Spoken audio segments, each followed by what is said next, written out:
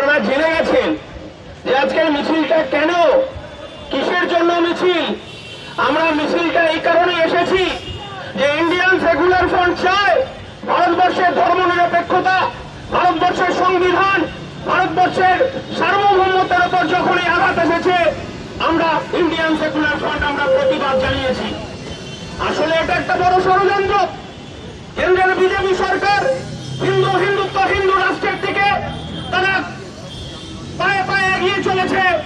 আর ভারতবর্ষে 2014 সালে যখন বিজেপি ক্ষমতায় এসেছিল, আসবে বলেছিল, দেশের জনগণের কাছে প্রতিশ্রুতি দিয়েছিল বছরে 2 কোটি বেকারের চাকরি দেবে, গ্যাস পেট্রোল ডিজেলের দাম কমবে, আর জিরো ব্যালেন্সে 15 লক্ষ টাকা ঢুকবে।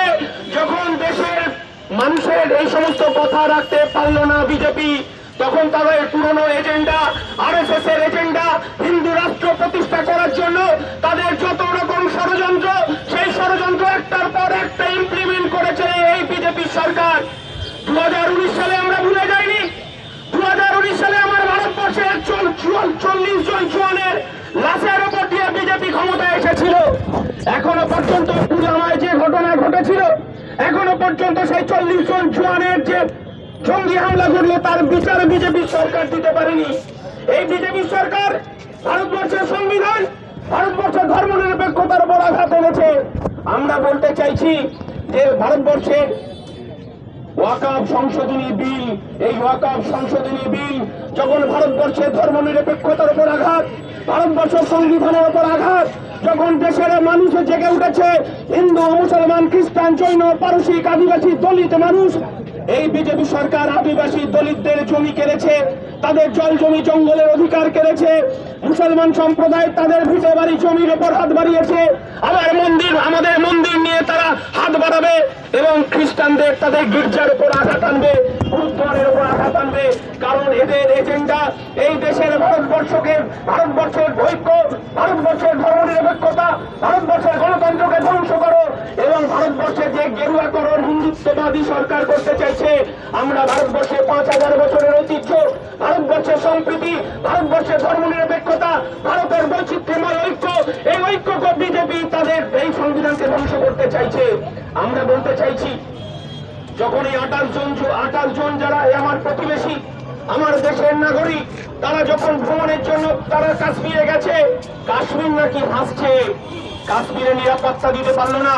এই বিজেপি ভারতবর্ষে নিরাপত্তা দিতে পারছে না, ভারতবর্ষের সাম্প্রদায়িক দাঙ্গা লাগানোর চেষ্টা করছে। আমরা তো এই বিজেপিকে জানি, সেই 92 সালে বাবরি মসজিদ ধ্বংসকারী বিজেপি, এবং তার সেই এজেন্ডা আজও তারা সেই ইমপ্লিমেন্ট করার চেষ্টা করছে। শুনে রাখুন, নওশাদ সিদ্দিকী রাস্তায় আছে, ইন্ডিয়ান সেকুলার ফ্রন্ট রাস্তায় আছে। ভারতবর্ষের ঐক্য, ভারতবর্ষের ধর্মনিরপেক্ষতা আমরা ভাঙতে দেব না। যে কোনো মূল্যের বিনিময়ে এই রাস্তায় এক বুক রক্ত দেব, ভারতবর্ষের ঐক্যকে ধ্বংস হতে দেব না।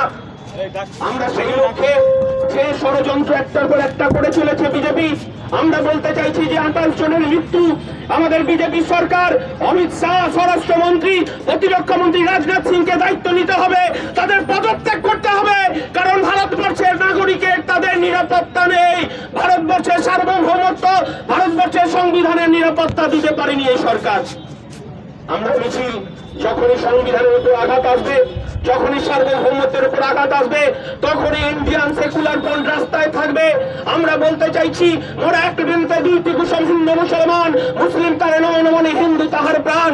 আমরা বলতে চাইছি যে আমার হিন্দু ভাইরা মন্দিরে গিয়ে ঘন্টা বাজিয়ে নিরাপদে পুজো করবে, আর আমার মুসলমান ভাইরা মাথায় টুপি পরে মসজিদে গিয়ে নামাজ পড়বে, আর আমার খ্রিস্টান ভাইরা গির্জায় গিয়ে প্রার্থনা করবে, আর আমার মতুয়া ভাইরা তারা টঙ্কা বাজিয়ে হরিচাঁদ গুরুচাঁদের পুজো করবে। আমরা এই সম্প্রীতির ভারতবর্ষ দেখতে চাই, আমরা ধর্মনিরপেক্ষ গণতন্ত্রকে রক্ষা করতে চাই, সংবিধানকে আমরা ভাঙতে দেব না। আমাদের ভারতবর্ষের বৈচিত্র্যময় ঐক্য, সেই ঐক্যকে আমরা যে কোনো মূল্যে রক্ষা করব। এরপর বলবেন আমাদের দলের চেয়ারম্যান ভাঙড়ের বিধায়ক নওশাদ সিদ্দিকী।